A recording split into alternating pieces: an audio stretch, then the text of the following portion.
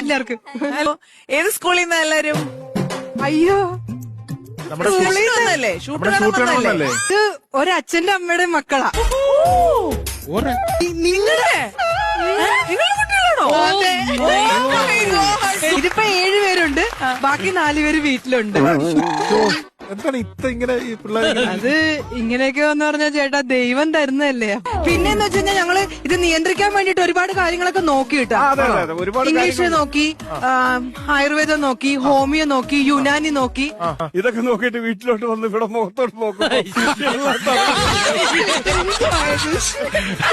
നിക്കുന്നു.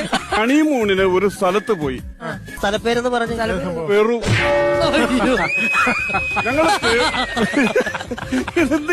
ഞങ്ങള് ഹണിമൂണിന് പെറുവിന് പോയി. പെറുവിൽ നിന്ന് തിരിച്ചിവിടെ വന്നപ്പോൾ ഇവള് ചറ പറ പെറുവാ. എനിക്ക് ഒരു റെസ്റ്റും കിട്ടിയിട്ടില്ല. പിന്നെ അല്ല, പക്ഷെ നിങ്ങൾ വീട്ടിൽ നിന്ന് ഒന്ന് മാറി നിന്ന് നോക്കിക്കൂടായിരുന്നു. അപ്പൊ ഞങ്ങളൊന്ന് മാറി നിന്നു, ഞാനൊന്ന് മാറി നിന്നു. ഞാൻ ഡൽഹിക്ക് വണ്ടി കയറി. ഡൽഹിക്ക് പോയോ? ഡൽഹിക്ക് പോയി. ഡൽഹിക്ക് പോയപ്പോ 9 മാസം കഴിഞ്ഞപ്പോ അവളൊരു വിളി, ചേട്ടാ സക്സസ്. അതെങ്ങനെ മാറി നിൽക്കുമ്പോ?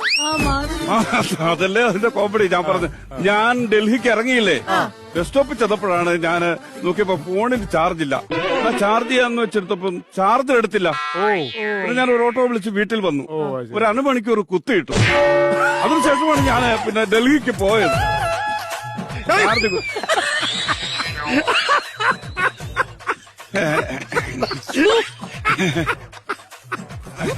ഇതെന്താണ് നമ്മളോരോ കാര്യങ്ങൾ ഞങ്ങളുടെ ജീവിതമായി പറയില്ല. നിങ്ങളിങ്ങനെ ചിരിക്കരുത് അല്ലേ? എത്ര മിനിറ്റാ കുത്തിയിട്ട്? 1 മണിക്കൂർ. 9 മാസം ഇവിടെ വന്നപ്പോ ഇരട്ട കുട്ടികൾ എന്ത് ചെയ്യുമെന്ന് പറഞ്ഞു. 1/2 മണിക്കൂർ കൊണ്ട്. എന്റെ അമ്മേ.